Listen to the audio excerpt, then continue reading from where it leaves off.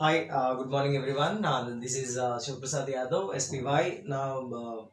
Till now, I have discussed 1 to 90 questions. Now, this is final set of this question paper. Now, I'll be discussing question number 91 to question number 100. Now, what does the question number 91 says? How many states in India are more depending on tank irrigation? Exactly 10 states are there. First set, I'll be dividing it into two sets.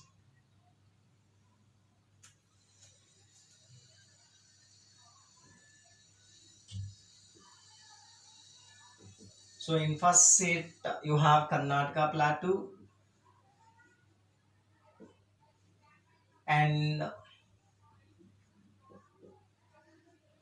Eastern Madhya Pradesh.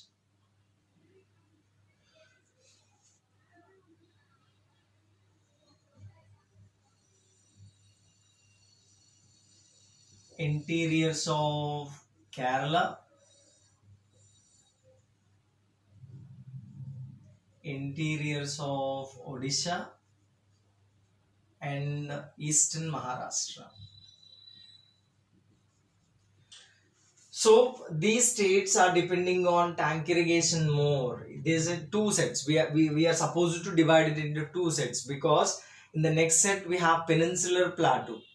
So Karnataka, Plateau, Eastern MP, interiors of Kerala, next interiors of Odisha and interiors of Maharashtra. On the other side, you have it's Bihar, West Bengal,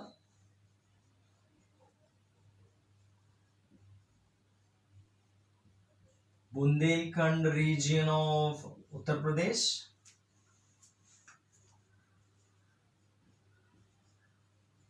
Gujarat, and Rajasthan. You have. So in total, these are the states. Now there is a very significant content because there is a possibility of mains essay question regarding this one. How many states in India are depending more on tank irrigation? You have the region in Karnataka Plateau, Eastern Madhya Pradesh, interiors of Kerala and interiors of Odisha and Eastern Maharashtra on one side. On the other side, you have the state of Bihar, the state of West Bengal, and particularly the Bundelkhand region of Uttar Pradesh and Gujarat region and Rajasthan region. So this is the answer for question number 91 actually. Now the next thing is what is sui generis in agriculture? That has to be specified. Sui generis in agriculture. Now sui generis says that whoever the farmer is there, he is going to have the rights over the seeds. For example, he now at present the farmers are purchasing seeds from market. There used to be a culture like seed banks from previous crop. They used to separate the seeds. They used to separate certain produce for future utilization as seeds. That thing used to be there, but as the time is going on from IADP to IAAP to first green revolution to second phase of green revolution to BGREI to genetically modified organisms, the trend has been changed. Nowadays the farmers are more dependent on the seeds available in the market because once the farmer is adapted or habituated to using the seeds available in market, then under any circumstances he is supposed to buy again and again and again only because those seeds are patented seeds. So the farmer is not supposed to save the seeds, share the seeds, exchange the seeds, sell the seeds. So nothing is possible. For example, one crop is there.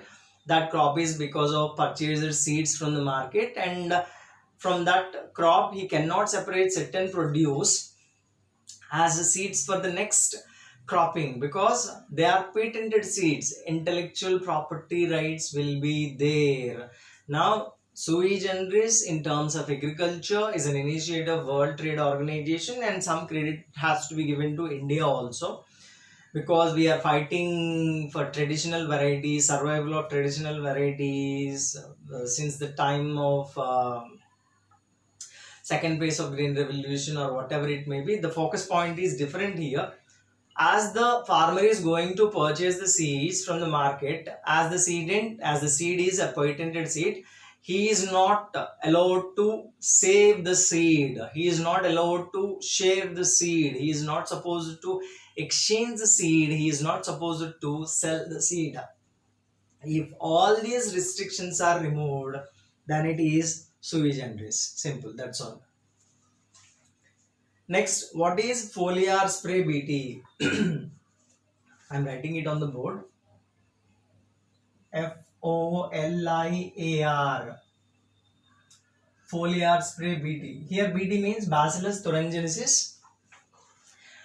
As BT is there, don't get confused that it is a part of genetically modified organisms. It is a spray which is used in organic form, a controversial spray, because the people who are supporting, or the groups who are supporting genetically modified organism, are against to this spray. They are saying that the BT present in genetically modified organisms is as same that of the BT present in foliar spray BT. Exactly wrong, because whatever the BT is present in genetically modified organisms, it is inside the DNA of cell of the plant. Whatever the Bacillus thuringiensis will be there, the BT toxin sits on the kernel of the cell actually. So it goes deep into the structure of the cell. Whereas in foliar spray BT, you are just spraying it on the plant. So after its functioning is over, then it drops out. So it is a peripheral act only. So it is not going to do any harm to the plant. It is not going to go inside the plant. Whereas genetically modified organisms BT, the BT toxin sits on the kernel of the cell actually. So there is no such thing with foliar spray BT. The people who are supporting genetically modified organisms, they are spreading a concept like that ki GMO BT is similar, foliar spray BT is similar to GMO BT. Actually, there is no such relation between foliar spray BT, and it is just a spray. It is just you are spraying on the plant. On the plant is a completely different concept from going inside the kernel of the plant cell. Remember that one. If the BT toxin is sitting on the kernel of the plant cell, then it will be available in its fruits, its flowers, its stem, its roots, and everywhere.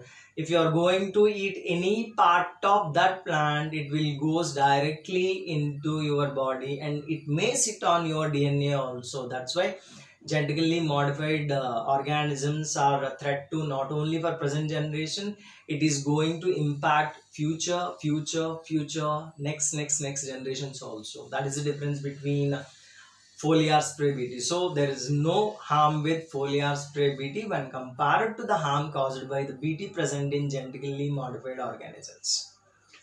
And the next one is copper controversy in organic farming. The people who are supporting genetically modified organisms, they are going to put everything negative which is related to organic farming. This is one, and the next thing is copper concept, because in organic farming, copper sulfate is used as a fungicide. When you are spraying or when you are using copper sulfate, some amount of copper will be there on the plant. Well, it can be on the fruit, or it can be on the flower, it can be on the leaves, or any part of the plant. If that copper is consumed, there is a possibility of excess copper mineral in the body. Some harm will be there, but again it is a controversy only. So it is a copper, the topic is copper controversy in organic farming. So here the copper sulfate is used as a fungicide. Any remnants, any remaining of the copper sulfate is there, if it goes into your body, then there will be possibility of excess copper mineral in your body. That is the copper sulfate controversy in organic farming. Next, in organic farming, organic farming is completely free from synthetic chemicals. If not, mention the synthetic chemicals used in organic farming. Yes, organic farming is not completely free from synthetic chemicals, although the definition says that no usage of synthetic chemicals will be there in organic farming, but certain extent will be there. It is not accepted by the organic farmers in India. It is accepted by the United States Food and Drug Association itself, which defines organic farming. So up to 35 chemicals are there which are accepted in organic farming, like hydrogen peroxide, alcohols, copper sulfate, as I have discussed now. So some chemicals are there, some synthetic chemicals are there which are being used in organic farming. So the answer is yes. The 96th question is, what is the difference between high yielding varieties and GMO? Simple. High yielding varieties have no resistivity towards pests because their body is not built in such a way that of their own they cannot fight against the pests as the genetically modified organisms do. So that is the major difference. So high yielding varieties which are used in green revolution are completely different from genetically modified organisms, because here the toxin sits on the kernel itself. Whenever any insect or any pest eats any part of the plant, that toxin directly goes into the digestive system of that species, that insect or pest. It breaks down the digestive system, so immediately that pest or insect dies there itself. So that is the mechanism of Bacillus thuringiensis. So there is a huge difference between high yielding varieties and genetically modified organisms. Maybe some people think that both are same, but they are totally different.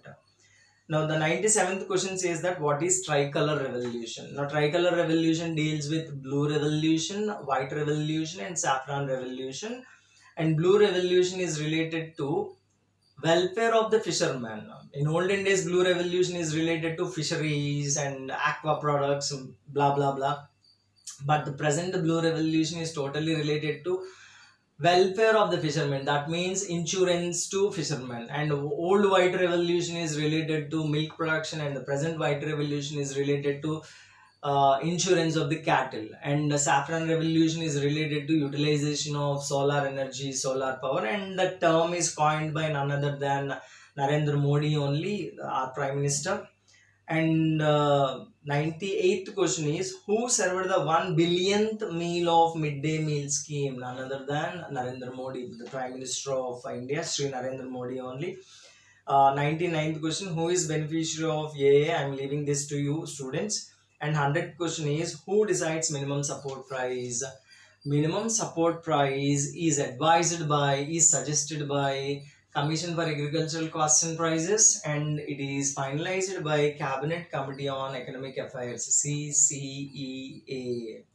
So by this, I'm done with 100 questions. I hope whatever my efforts are there in terms of question paper or in terms of answers in this answer sheet or in terms of explanation may be useful for you up to some extent. Thank you.